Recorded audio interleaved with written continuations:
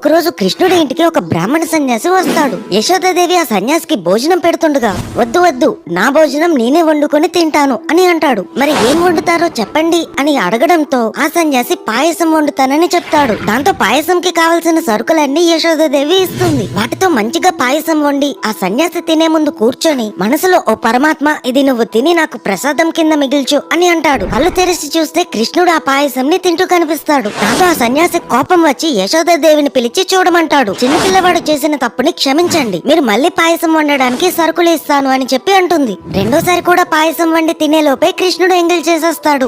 ఇంకా ఆ సన్యాసి చాలా కోపంతో, మీ ఇంట్లో నేను తినను అని చెప్పి వెళ్ళిపోతాడు. అతిథి భోజనం నువ్వెందుకు తిన్నావు కృష్ణ అని యశోదాదేవి అడిగితే, నా తప్పేమీ లేదమ్మా, తనే నన్ను పిలిచి మరీ తినమని చెప్పాడు అని అంటాడు. ఇంతలో వెళ్లిపోయిన ఆ సన్యాసి తప్పు తెలుసుకుని తిరిగి వచ్చి కృష్ణుడిని క్షమించమని అడిగి ఆ ఎంగిలి చేసిన పాయసాన్ని ప్రసాదంలా తింటాడు. అందరూ చెప్పండి, హరే కృష్ణ.